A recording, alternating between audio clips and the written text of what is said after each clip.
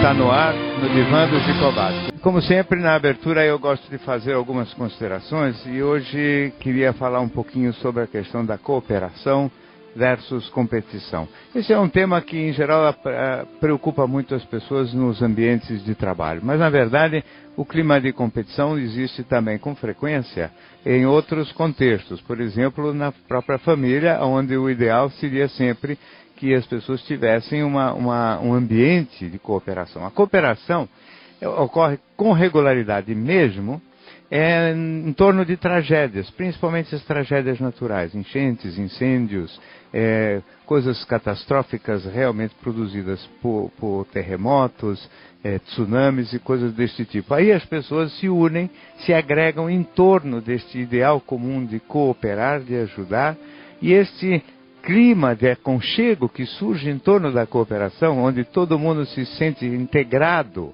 num grupo conjunto e que tem por finalidade criar, vamos dizer, uma utilidade indiscutível para aquele grupo, para aquela comunidade que está sofrendo, né? Então essa sensação de utilidade é extremamente alegre, prazerosa mesmo, né? Apesar de toda a diversidade que pode estar na raiz de deste clima, vamos dizer, que gera a cooperação, surge uma sensação de pouco cansaço. As pessoas podem ficar praticamente sem dormir noites a fio. As pessoas têm uma sensação de aconchego, parte integrante de um pacote como um todo, no qual elas se sentem realmente como se elas se despersonalizassem. Aliás, isso é até meio perigoso, porque nesse clima de aconchego pode acontecer mesmo da pessoa se despersonalizar. É o caso, por exemplo, das torcidas de futebol, né, onde às vezes o indivíduo, sendo parte daquele grupo que está ali torcendo junto pelo mesmo time, realmente ele fica de tal maneira movido e motivado pelo comportamento coletivo que ele perde a sua identidade e pode fazer coisas que naturalmente não faria, como por exemplo agir com violência e coisas que tais, junto com toda aquele bando. Ele passa a operar em grupo e ele deixa de ter unidade e ser parte daquele todo. Quando o ambiente é de cooperação, ele é extremamente agradável e muito raro e muito difícil fazer isso no ambiente de trabalho, por exemplo, onde a competição, disputa por posição, por poder, onde a inveja, desconfianças, acabam por determinar um clima que é exatamente o inverso. As pessoas têm uma postura de individualidade em vez de ser de integração. É uma coisa mais de busca de destaque pessoal em vez de fazer parte de um grupo como um todo. É exatamente o oposto. É uma coisa de vaidade, de individualidade, ao invés da integração num grupo. O indivíduo deixa de ser parte para ser uma unidade e nesse clima de unidade ele realmente tem, às vezes, inclusive, certas condutas desleais. Se não ele desleal, outras pessoas desleais com ele, porque o objetivo aí é ganhar realmente espaço, conquistar posição a qualquer custo. Isso, muito frequentemente, pode determinar tensões muito fortes que justificam aquilo que se fala sempre, que as pessoas ganham um estresse muito grande, um clima de perseguição, de desconfiança, de tensão muito forte dentro do ambiente de trabalho. Esse sim é gerador de estresse. A cooperação, mesmo em torno das maiores adversidades, não gera o estresse que gera a competição, o risco de deslealdade no ambiente de trabalho. Fico sempre imaginando o dia em que as pessoas vão perceber claramente como é mais gostoso viver em clima de cooperação, como é mais legal a gente viver integrado, como isto poderia nos ajudar, inclusive, a vencer a cultura, essa cultura da vaidade que é hoje a que governa e reina na nossa vida cotidiana, principalmente no trabalho. Muito bem. Agora temos o nosso primeiro ouvinte por telefone. Seu nome, por favor? Oi, Márcia. Márcia. Pois não. Qual é o problema, Márcia? Então, eu queria que o senhor comentasse um pouco o transtorno do comer compulsivo, mas não a anorexia e bulimia. Quando a pessoa assim, ingere muitas calorias, não consegue realmente se controlar. É como aqueles fumantes que não conseguem parar de fumar. Né? Eu não sei que tipo de problema que pode fazer com que o cérebro da pessoa se volte para esse comportamento. Me diga uma coisa, Márcia, você está falando de você? Você come demais? Pois é, eu era muito magra e aí de repente eu comecei a não conseguir controlar direito. Tá certo que eu tive aborrecimentos, eu tenho depressão, tal. Mas... Quantos anos você tem, Márcia? Eu tenho 39. Quando é que começou a engordar para valer? A comer muito e engordar, quando é que começou? Depois dos 25, 26, por aí. Quantos quilos você engordou? Mais de 40. Mais de 40? Quanto você pesa agora? Eu peço 114, por aí. Sei. Mas eu sou grande.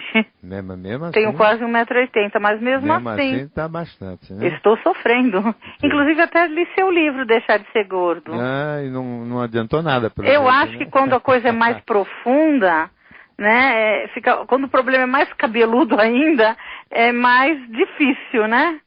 Não é que realmente precisa, não basta entender o mecanismo, é que precisa que a pessoa consiga se livrar de alguns maus hábitos que vão se formando. Quando você teve depressão, você tomou medicação antidepressiva também? Eu tomei, mas não adiantou nada, inclusive me fazia muito mal. Engordava também? Me deixava assim, com muita dor de cabeça. Sim, porque às vezes os antidepressivos também ajudam a engordar. E a pessoa começa a engordar.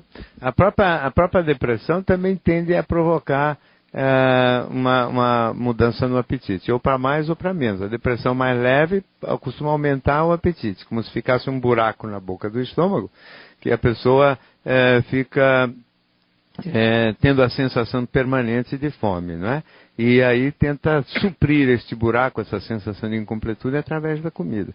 E aí vai comendo. E não há nada que resolva, porque realmente o problema não é alimentar. O problema é uma sensação de desamparo, de incompletude, de estar meio se sentindo perdida no mundo, né? Entristecida, meio abandonada, e isso não é coisa que se resolva comendo, mas muita gente acha que o remédio para isso é chocolate e depois comida de todo tipo. Você é muito chocolatra também ou não? Não, chocolatra não, mas aliás, eu estou até para escrever um livro sobre obesidade, né? Que são vários tipos. Mas vai ser mais um que não vai adiantar. Não, assim, para entender melhor, porque no meu caso, eu noto assim, eu como as mesmas coisas que as pessoas de casa comem, mas eu noto que eu como mais, entendeu? Sei. Por exemplo, em vez de comer uma empada, come 3. Você come depressa também? Não, devagarzinho. Bem devagarzinho. E é assim uma curtição. Alguma coisa em relação De todo modo, a única coisa que é fato é que, infelizmente, você pegou o mau hábito de transformar a comida em remédio, né? Em remédio para angústia, remédio para depressão, remédio para tristeza, para desamparo, para o que seja. Então, isso é uma coisa que tem que ser desfeita e realmente se tem que desfazer com muita dificuldade, porque de fato é muito fácil a gente falar em deixar de ser gordo, mas é muito difícil conseguir. Se você tem essa tendência a se alimentar devagar, você já tem uma vantagem muito grande, porque quase sempre o gordo é um indivíduo que come muito rapidamente, né? Então eu acho que a vantagem aqui seria você conseguir tirar mais partido do prazer, ou vamos dizer assim, do gosto da comida na boca, e tentar ver que esse vazio, esse buraco que está aparecendo aí no estômago não tem nada a ver com fome, e sim com outros tipos de sensações, ou de tristeza ou de ansiedade, que deveriam ser tratados mesmo. Eu acho que se você puder, algum tipo de ajuda psicológica pode ter alguma utilidade sim para você. Agradeço muito a sua participação. Lamento que o livro não tenha lhe ajudado, mas é assim mesmo. É muito difícil a gente conseguir se livrar de qualquer tipo de vício, né? Temos aqui um e-mail da ouvinte que se chama Antonieta. Ela nos escreve: tenho 49 anos, sou viúva e não tive filhos. Tenho um relacionamento com uma pessoa maravilhosa há mais de 10 anos, que tem uma outra mulher e 2 filhas. Ele dá muita assistência a essa mulher e ela é a oficial, enquanto eu sou a outra. Apesar de tudo, me sinto feliz. Não quero comprometimento de ser responsável por uma casa, ter que cuidar de alimentação e de roupa dele, por exemplo. Apesar de estar bem na minha profissão, ele já me ajudou muito intelectualmente e também financeiramente. Minhas amigas me criticam muito, dizem que estou perdendo tempo neste relacionamento, mas sinceramente não me sinto assim. Já fui casada, mas bastante infeliz. Preciso de uma orientação. Antonieta, é curioso, porque as pessoas vivem por normas, por preconceitos, por clichês, né? O bacana é ser casado. A maior parte das pessoas não aguenta essa condição de ser a outra, porque a outra pessoa é sempre aquela que vai, que parece que está desprestigiada, com a vaidade ofendida, humilhada, rejeitada, desconsiderada. Mas não é assim que você se sente. Se você não se sente desta maneira, então você não está desprestigiado. Na verdade, quando o indivíduo se sente desconsiderado, quando ele espera da relação mais do que ele está tendo, ou espera um determinado prestígio de aparecer publicamente como sendo a mulher oficial daquele determinado cidadão, parece que nada disso é importante para você. Sorte sua. As suas amigas não sabem ver isso, porque elas pensam com a cabeça delas. E elas imaginam a situação assim, eu no lugar dela estaria me sentindo muito desprestigiada e humilhada de ser a outra. Então, se ela está na condição da outra, ela obrigatoriamente tem que estar também humilhada e desprestigiada. Elas estão vendo 100% errado, porque o que conta mesmo é o que está dentro de você. Se o que você quer, nesta altura da vida, depois de ter sido infeliz num casamento, de ser viúva, de ter uma atividade pessoal, não ter filhos, se você gosta de ser dona do seu nariz, de ter a sua liberdade, de ter o seu espaço pessoal conduzido do seu jeito, se você gosta de não ter essas responsabilidades acopladas ao relacionamento afetivo, porque realmente casamento não é só amor, é compromissos de todo tipo, inclusive esses de cuidar do cotidiano da vida do casal, então você está numa situação privilegiadíssima. Você leva o melhor da relação com este homem e não tem os aborrecimentos. Além de tudo, se ele largasse a outra mulher, viria para você, mas ele tem 2 filhas do lado de lá, ficaria sempre dividido, você não teve filhos e pelo jeito não se ressente de não tê-los, né? Parece que você é uma pessoa de bem com a vida, que sabe muito bem tocar o seu cotidiano do seu modo. O seu modo pode ser um pouquinho diferente do tradicional, mas não vejo nada de errado. Vejo errado é nas suas amigas, que usam a cabeça delas para julgar o seu comportamento, que é só você, isso na verdade só você é que tem condições de fazer a avaliação. Segue em frente, toca a sua vida, se você está feliz, é o que interessa. Temos já mais uma ouvinte no telefone, seu nome, por favor? Cláudia? Pois não. Qual é o problema? Boa noite, Boa doutor Sávio. Tudo bem? Tudo. Um prazer falar com o senhor. Igualmente. É o seguinte, doutor Sávio, eu estou com um problema, é o seguinte, o meu marido, ele é uma pessoa assim, meio complicado, tem autoestima muito baixa. E a gente tem sofrido muito com isso, porque eu tenho que viver pisando em ovos com ele. Nós temos já 22 anos de casado. Ele é uma pessoa assim, muito boa, mas ele não reconhece o valor que ele tem. Sempre ele se acha menos.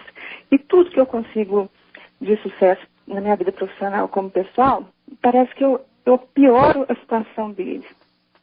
Então, não entendi. Você é mais assim, bem sucedida que ele? Sou. Sei. Isso deixa entendeu? ele... Em todos os sentidos. Hein? Em todos os sentidos, tanto assim, pessoal, na vida pessoal, como na vida profissional. Profissional, financeiramente. Familiar, também. Financeiramente, tudo. Sei. Então ele se sente meio rebaixado. E quando você fala que tem que pisar em ovos, o que quer dizer? Que você... Pisar em ovos é porque eu nunca sei, assim, tem época que ele está ótimo. Ele aceita numa boa e tal. De vez em quando ele entra em crise, assim, ele já teve até depressão uma época. E assim, eu não posso fazer nada, que tudo é motivo para ele achar que eu fiz porque eu não gosto dele. Um exemplo, se eu vou trabalhar aos sábados, eu parei de trabalhar aos sábados porque quando eu ia, ele se sentia mal de ficar em casa. Parei de trabalhar. Se ele estiver bem e eu precisar ir algum dia, tudo bem. Se ele estiver em crise, se eu for, ele passa uma semana emburrado comigo, porque eu não gosto dele, não faço questão de ficar com ele, sabe? Então, assim, eu vejo que a autoestima dele, mas eu não consigo fazer com que ele reconheça o valor dele. Mas escuta aqui, você valoriza ele mesmo? Muito. O fato dele ter essa situação, toda ela menos do que a sua, incomoda você em alguma coisa ou não? Não me incomoda. Porque ele tem outros valores. Quais são? Quais são os valores que ele tem? O meu marido, ele é um homem muito bonito. Ele é muito, assim, ele é uma pessoa muito boa, todo mundo gosta dele. Entendeu? Ele vem de uma família bem mais bem sucedida que a minha, financeiramente, uma família bem mais abonada que a minha. O que mais? Ele é mais, acho que intelectualmente ele é mais inteligente que eu. E por que ele não é bem sucedido, então? E por que que... Não sei se é porque ele vem, a família dele, por mais que seja bem sucedida financeiramente, foi uma família muito complicada. O pai dele era um homem muito opressor e a mãe muito submissa. Certo. Então ele sofreu com isso muito na infância, entendeu? Foi uma família muito assim, teve muito problema na família dele, o pai dele até foi assassinado. Nós tivemos muitos problemas, sabe? E eu acho que ele não superou. O pai massacrava ele, sabe? O pai dele falava assim, ele não podia se destacar em nada. O pai dele que sabia tudo, que fazia tudo, ele era tratado como um bobo. Sim. E ele não superou isso, eu não consigo ajudá-lo. Sim. Entendeu? Entendi. Mas então, quer dizer, apesar de todas as qualidades dele, ele não consegue se reconhecer como uma pessoa legal. E quando você e o seu sucesso, pelo jeito, incomoda ele, né? Incomoda ele. Então, e você, na verdade, não tem muito que você possa fazer aí, não, Cláudia, porque na verdade o seu problema é dele. Quem tinha que buscar ajuda é ele, né? Mas o que eu pensei foi o seguinte: de vez em quando a gente conversa, ele concorda que às vezes ele precisava procurar uma ajuda, mas o psicólogo ele não quer ir. E eu já comprei muitos livros do senhor que eu gosto mais, e veio para ele ler e ele adorou, sabe? Então eu acho que talvez uma maneira de eu ajudá-lo seria que se eu me indicasse alguma leitura que tratasse do assunto da autoestima. Então, mas na realidade não existem muitos textos que tratam só do assunto de autoestima. Na realidade ele tinha que talvez se colocar como uma pessoa que tem as suas qualidades e os seus valores. Porque, e se aceitar. E aceitar também que o fato de você ter certa posição hoje profissional ou financeira melhor do que a dele não é desabono nem diminui a ele. Porque ainda dentro de uma cultura machista tem muito esse problema de que quando a mulher está numa situação melhor que o homem se sente meio rebaixado e erradamente. Isso é um equívoco que devia desaparecer. Eu acho que você pode ajudar ele não valorizando demais os seus próprios sucessos. Quer dizer, as suas conquistas profissionais e financeiras não são a base. Assim como o fato dele vir de uma família mais abonada não é a base. Assim como o fato dele ser um homem bonito também não é a base. A base são pessoas de caráter, pessoas leais, legais, dedicadas, amorosas, atenciosas. E isso, pelo jeito, vocês são os dois. Podiam estar vivendo uma vida maravilhosa e estão encrencando por bobagem. Eu acho que se for levar a sério as coisas que vocês talvez leram nos meus livros, o mais importante é pensar sempre nesse medo da felicidade, que faz com que a gente sabote, a gente crie complicações, a gente aumente e amplifique problemas menores, sempre para estragar a coisa boa que tem, porque pelo jeito que você falou, tudo podia estar indo às mil maravilhas na sua casa e de repente não está tão bom quanto poderia. Muito obrigado pela sua participação. Temos um outro ouvinte ao vivo. Seu nome, por favor?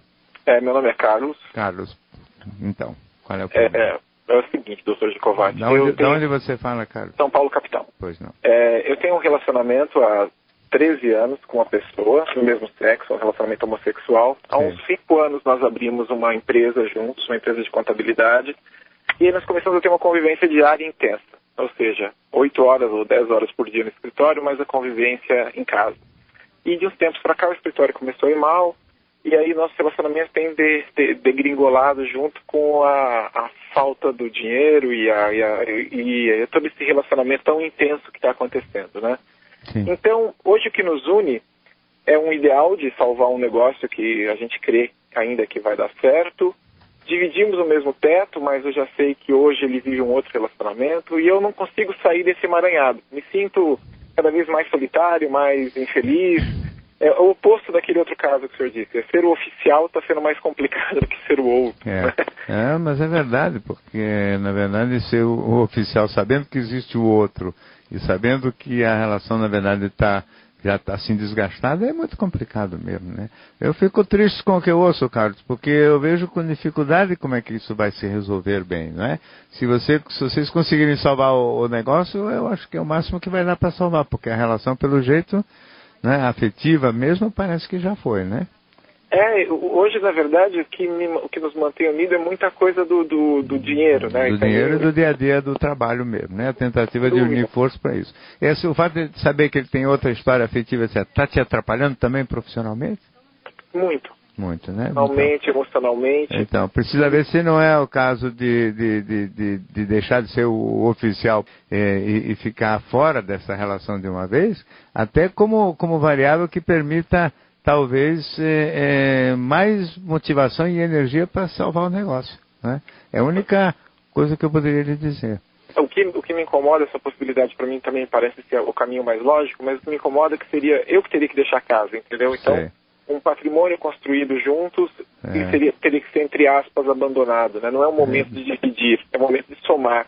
Pois é, então, mas de todo modo precisa ver se esse estar junto, não numa situação que seja uma situação de humilhação para você, não é mais prejudicial do que se afastar. Não sei se é a hora de dividir patrimônio, eu acho que é hora de talvez se afastar fisicamente, né? E com isso criar uma condição de menos desconforto e humilhação, condição essa que permitiria você buscar talvez um pouco mais de companhia e eventualmente outras companhias, né? E eventualmente ter mais energia para tentar salvar o negócio, se é que dá para salvar, porque o relacionamento pelo jeito já não tem mais jeito. Então talvez pelo menos tentar salvar o negócio para poderem se separar cordialmente, e se possível como amigos. Agradeço a sua participação. Temos aqui ainda um e-mail da Georgia. Minha família tem me deixado muito aflita por vários problemas. Sou a mais nova de 3 irmãos. Minha irmã mais velha está vivendo um casamento falido. Meu irmão é um cara bom, mas ficou desempregado há pouco tempo e acredito que isso mexeu bastante com a sua cabeça. Inclusive veio à tona uma dívida antiga que tínhamos quando morávamos juntos, o que gerou um desconforto muito grande envolvendo meu marido e meus pais. Fico cismada também com minha cunhada, pois percebo várias demonstrações de inveja, algumas veladas e outras bem declaradas. Minha mãe é bastante radical em algumas atitudes e já meu pai tem uma outra posição, vive fazendo de conta que está tudo certo. Muitas vezes ele recorre a mim para auxílio nos negócios, pois não pode contar com meus irmãos. Ou seja, sou a mais acessível, mas não sei se quero continuar sendo. Me angustia, pois vamos nos reunir no Natal e tenho receio de não ter estômago para aguentar tudo isso, inclusive como eles tratam meus pais. O que eu posso fazer?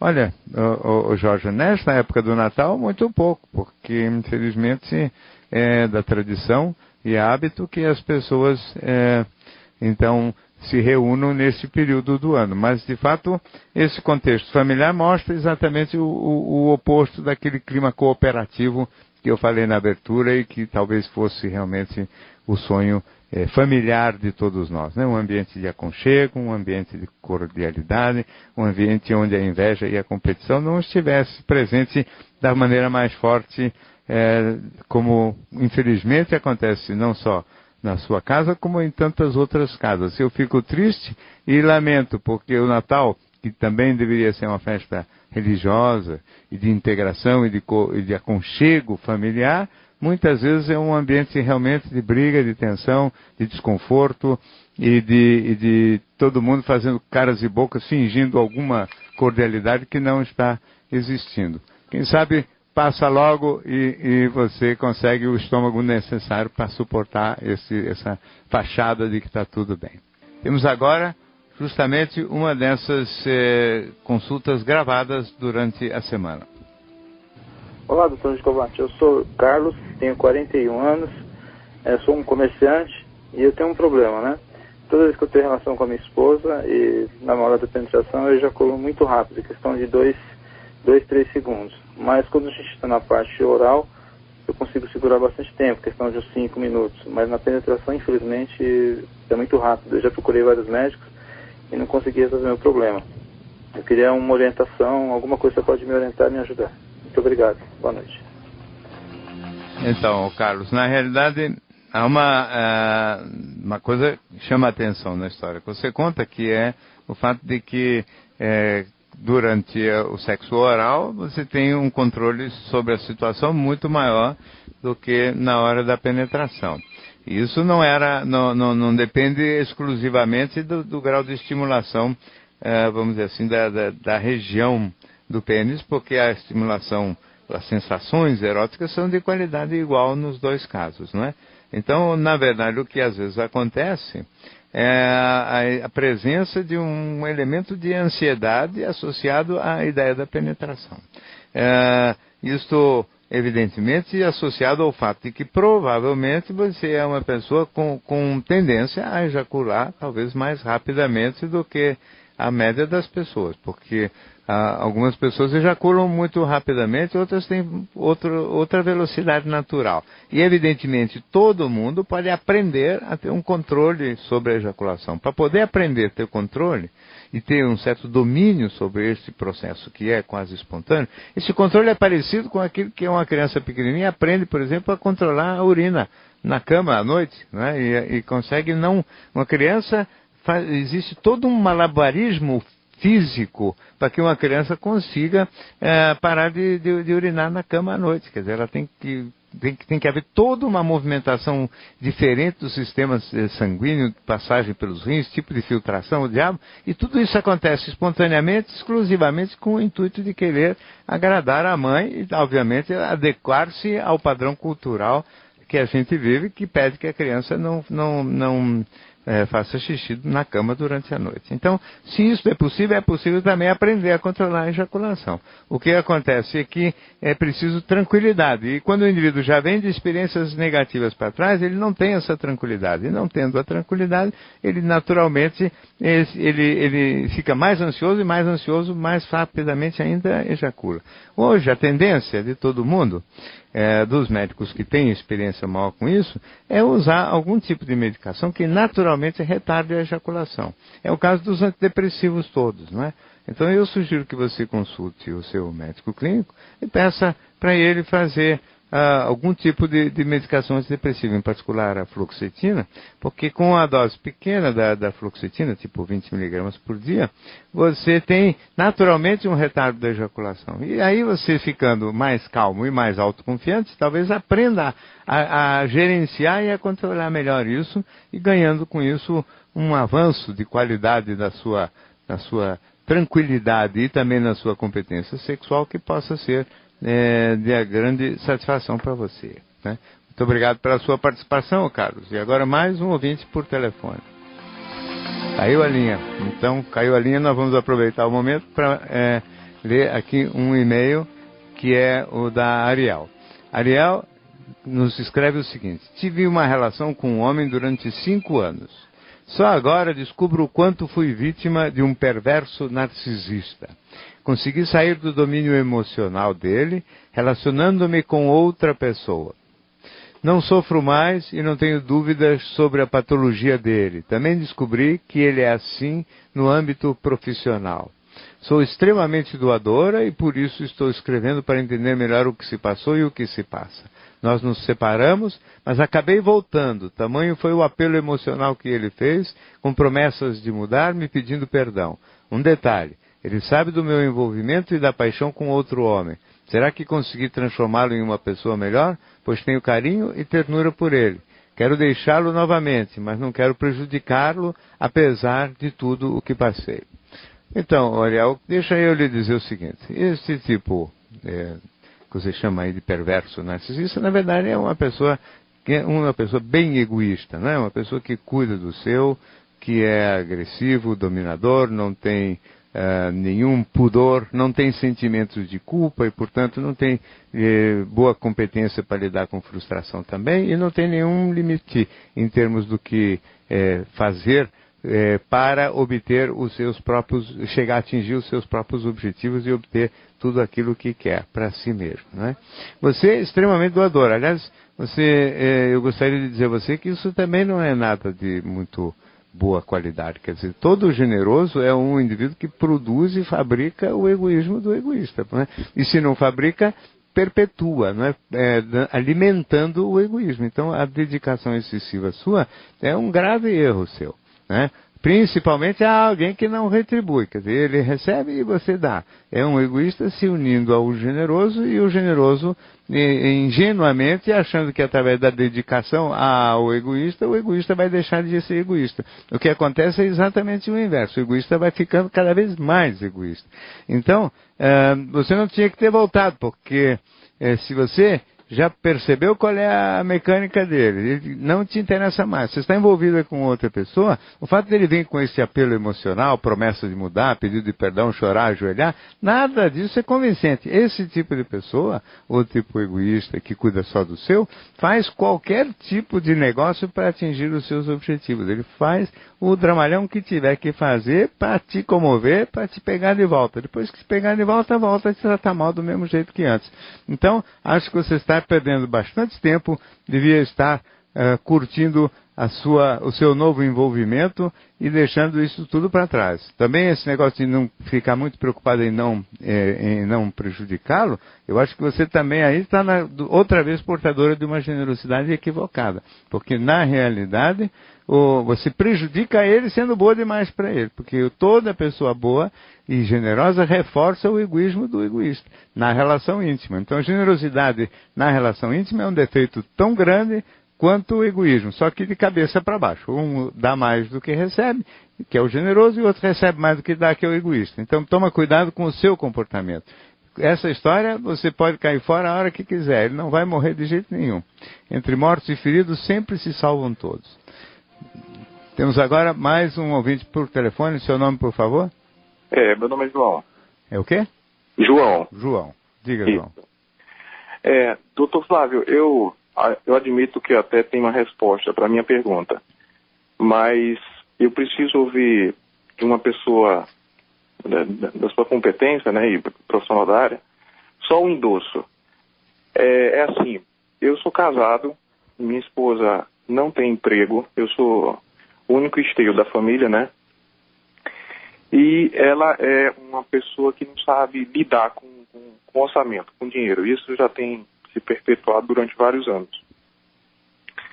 Eu tenho uma renda considerável, mas não consigo manter um padrão que o meu poder aquisitivo me permitiria se eu fosse uma pessoa que administrasse os meus recursos. Então, eu fico, às vezes, ameaçando tirar o orçamento da mão dela, e fico com muita pena, né? Porque eu já ameacei e ela já me deu sinais assim de um certo desespero, né? Porque a única coisa que ela sabe fazer no relacionamento é administrar os meus recursos, né? Então, administrar os seus recursos cuidando da casa e das despesas, ou gerenciando o dinheiro mesmo, assim, tipo investimento? Não, por exemplo, eu posso falar em números aqui? Sim. Eu tenho um salário de R$4.500. Sim. Por padrão aqui de onde eu vivo, é uma cidade, é um valor, um número considerável. Sim. E me permitiria, se eu vivesse com uma pessoa que tivesse mais cuidadosa com o dinheiro, permitiria ter uma poupança bem boa, é isso? É um padrão, né, de material, né? Sim. E eu não consigo porque vai pro ralo, né, com cartão de crédito, com juros.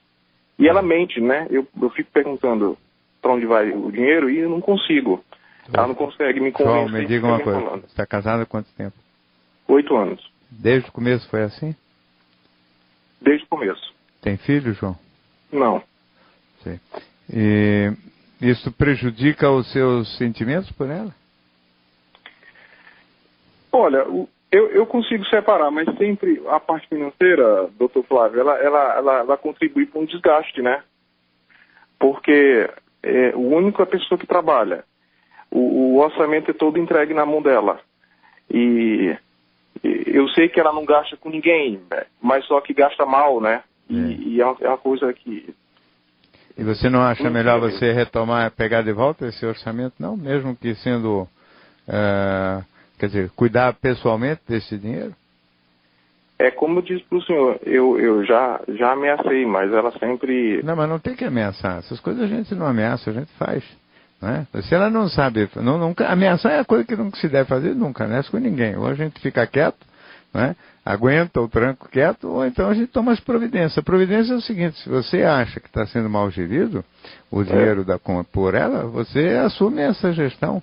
Né? Porque senão você vai acabar aumentando a mágoa em relação a ela. E se ela se sentir frustrada ou infeliz ou aborrecida por causa disso, evidentemente vai ter que talvez aprender a gerenciar melhor o dinheiro, né?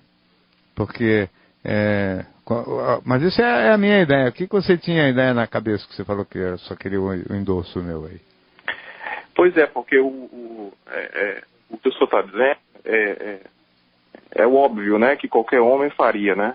Numa situação minha. Só que eu fico na dúvida, né? Se... Não, mas não é porque é homem, não. É porque, na realidade, é o seguinte, o dinheiro é o patrimônio dos dois, né? E ela está dilapidando o patrimônio dos dois, quer dizer, está estragando o dela também, né? Então, nesse sentido, você estaria fazendo um bem para o casal. Não é uma coisa do macho que ganha o dinheiro que vai lá tomar conta. Ela tem que aprender primeiro a se colocar corretamente para depois você devolver a responsabilidade para ela, né? Por exemplo, a minha fatura do cartão de crédito é 2.000, né? Sim. O aprovado, né, pela operadora. Sim. E eu já estou devendo quase 5. Então.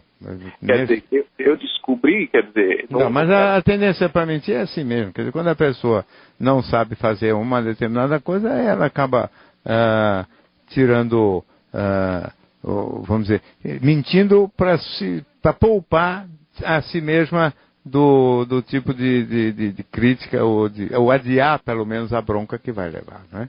De todo modo, o meu palpite é esse. O ideal, se você gosta da sua mulher e quer manter e preservar o relacionamento, não seja muito bonzinho com ela, não. Seja firme naquilo que ela tem de equivocado. Você tem que tentar realmente ajudá-la a crescer e não contribuir para que ela seja uma menina irresponsável, né? E você é o pai bondoso e bonzinho, cuidando dela o tempo todo. Muito bem, muito obrigado pela sua participação. Aqui temos o e-mail da Dirce. Tenho 58 anos, sou livre de compromissos, mas há 4 anos converso bastante com um homem que amo, mesmo sendo um amor platônico. Ele tem 61 anos e se relaciona com várias mulheres ao mesmo tempo. Eu quero amizade por enquanto, mas ele quer sexo. Nunca tivemos nenhum contato íntimo e temo me envolver porque ele está cercado de mulheres viúvas, separadas e de idade, que aceitam tudo. Vejo com meus próprios olhos porque convivemos num grupo no qual ele praticamente reina sozinho. Como definir um homem assim? Bom, eu disse, eu não sei se precisa definir o homem assim, ele está na dele, não é? Um indivíduo de 61 anos, que pelo que eu entendo não tem nenhum compromisso, e gosta de ser um paquerador, um indivíduo que está envolvido, não é, por mulheres ao mesmo tempo todo. Evidentemente ele tem a sabedoria de se deixar cercar por mulheres um pouco mais de idade, e na medida em que elas têm um pouco mais de idade, naturalmente, elas se dispõem a fazer qualquer tipo de papel em relação a ele. Você, pelo jeito, acha muita graça nele, tanto que diz que o ama, mas não quer entrar nesse harém, não é? Então fica de fora só assistindo platonicamente. Vocês têm o livre-arbítrio de fazer o que quiser, agora não tem que se preocupar com ele. Ele é assim como é, não vai deixar de ser assim. Então ou você vai fazer parte do harém dele, ou é melhor deixar de amá-lo e cair fora, porque aos 61 anos ele se comporta desse jeito, não há nenhuma razão para a gente imaginar que alguma coisa de muito original vai acontecer ainda nos próximos 10 anos, ou seja, no tempo que ele tiver energia para continuar vivendo esta vida, né? Eu agradeço sua participação e agora temos mais um ouvinte por telefone. Seu nome, por favor? É Denis. Denis, pois não. Doutor, eu queria tirar uma dúvida em relação à minha ex-esposa. Se realmente o que eu penso a respeito pode ser verdade ou não, da mãe ter influenciado muito na vida dela e, consequentemente, em relação à minha filha que eu tenho com ela hoje, também poder acontecer a mesma coisa. Pois não. Me separei em março, ficamos casados apenas 8 meses, a conheci há 1 ano e meio atrás, pela internet, e realmente no namoro já era complicado. E no casamento também não melhorou muita coisa, não.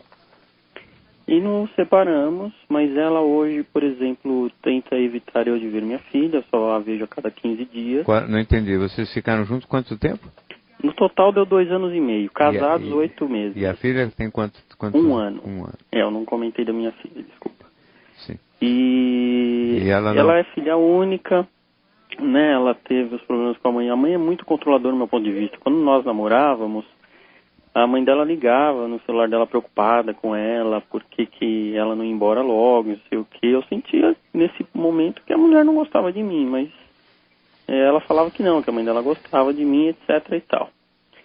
Mas dava 11 horas da noite, a mãe ficava ligando, você não vai embora, cuidado, que não sei o que, ficava alertando ela. E ela reclamava e chorava muito pra mim, né? Falando, por que ela é assim, por que ela faz isso, eu não queria que ela fizesse isso, ela tinha que arrumar alguma coisa pra fazer. E eu, calma, Julissa, isso vai ficar bem, calma, né? E vai melhorar, que não sei o que. Aí ela acabou ficando grávida, essa minha esposa, e... Mas no casamento, qual foi o maior problema que você teve com ela? Assim que, quando ela ficou grávida, a mãe falou um monte de besteira pra ela e pra mim, um monte. Não, mas eu não quero saber da mãe, quero saber dela.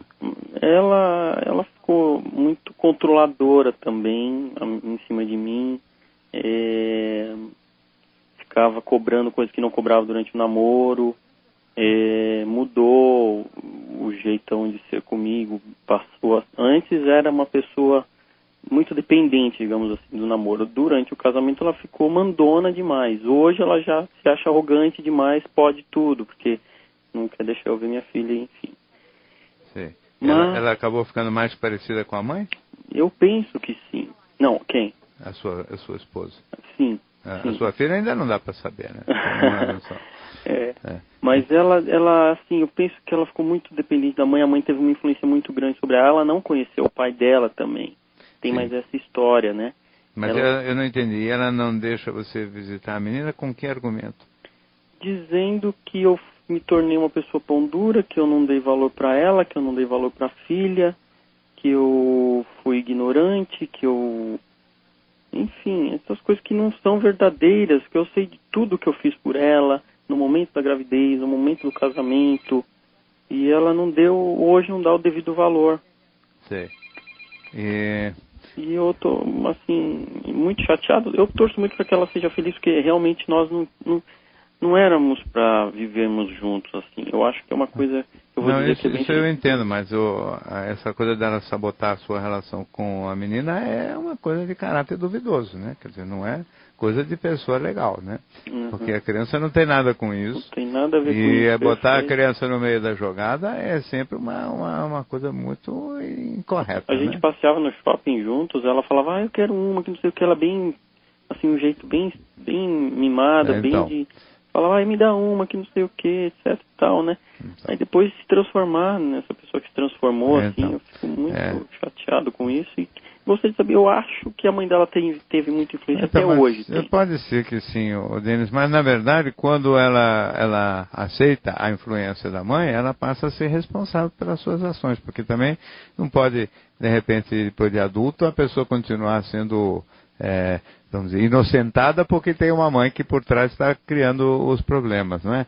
Ela é responsável sim pelas suas ações e acho que você, se quiser mesmo ver e ter o contato devido com a criança, vai ter que tomar as medidas aí de ir para a justiça, porque é uma coisa equivocada dela. E não há justificativa, você teria que ser muito, muito pior pessoa, muito mais delinquente para poder realmente justificar esta conduta assim indevida da parte dela em relação à criança. Eu acho que você tem que dar uma forçada de barra em cima disso e talvez tentar buscar você a sua felicidade, em vez de se preocupar com a felicidade dela. Agradeço a sua participação e temos aqui mais um e-mail enviado pelo Vinícius. Namoro há mais de 7 anos. Neste tempo, minha namorada me largou 2 vezes, sendo que a primeira vez foi em 2005 e a segunda em 2006. Agora estamos noivos, com o casamento marcado para o próximo ano. Ocorre que antigamente tínhamos relações sexuais pelo menos uma vez por semana e de uns 6 meses para cá ela mudou completamente. Às vezes não temos relações por até 3 semanas. Já tivemos muitas conversas sobre este tema e ela sempre repete a frase, sexo não é tudo em uma relação. Sei que sexo não é tudo, mas temos entre 28 e 30 anos e vejo meus amigos falando que fazem sexo pelo menos 3 vezes por semana. E faço do possível e o impossível para que cheguemos ao fim, pois às vezes ela para na metade ou até mesmo no início. Gostaria de saber o que devo fazer, Pois como o padre falou no cursinho de noivo, se você esperar casar para ver se melhora, esquece, pois piora. Olha, ô Vinícius, o padre tem toda a razão. Né? Quando casa, piora tudo, não costuma melhorar. As pessoas, aliás, tivemos agora o telefonema do Denis mostrando isso, né? Se não piora, pelo menos modifica muito. As pessoas ficam muito diferentes depois do casamento. Evidentemente que a sua namorada e noiva já deu sinais de ser uma pessoa bastante intolerante, bastante mimada e bastante manipuladora também, inclusive nessa questão do sexo, né? O sexo não é tudo numa relação, é uma expressão muito ruim, né? Eu acho que é melhor pensar assim, né? Qual é a importância do sexo num relacionamento? Eu diria assim, como quase tudo, eu diria que o sexo não tem importância nenhuma desde que vá bem. Ou seja, se todo mundo estiver contente e satisfeito com aquilo que está acontecendo. Não sei se tem que ser 3 vezes por semana ou 2 vezes por semana, mas de todo modo, uma vez a cada 3 semanas. Durante o namoro e noivado, entre 28 e 30 anos de idade, a previsão de futuro aí é catastrófica. Você tem que pensar muito bem, porque esse tipo de relacionamento tem uma previsão bastante negativa. Quer dizer, essa ideia de que com o casamento as coisas vão se acomodando e se ajeitando é uma ideia absolutamente ingênua, né? O casamento costuma realmente determinar uma acomodação ainda maior das pessoas e principalmente uma acomodação nos defeitos. Ninguém melhora muito depois do casamento, não. É melhor ver se ajeita isso antes. Eu, no seu lugar, nesse contexto, não casaria, porque as chances, você sabe, um casamento hoje para dar errado tem mais ou menos, sei lá, 60%, 70% de chance para dar errado. Com uma história dessa de 7 anos de namoro, com 2 brigas no meio, com a vida sexual desse jeito, você está mais ou menos no 100% de chance de dar errado. Então toma cuidado, pensa direito, porque realmente o futuro aí não está muito brilhante para você. No divã do Gikovati.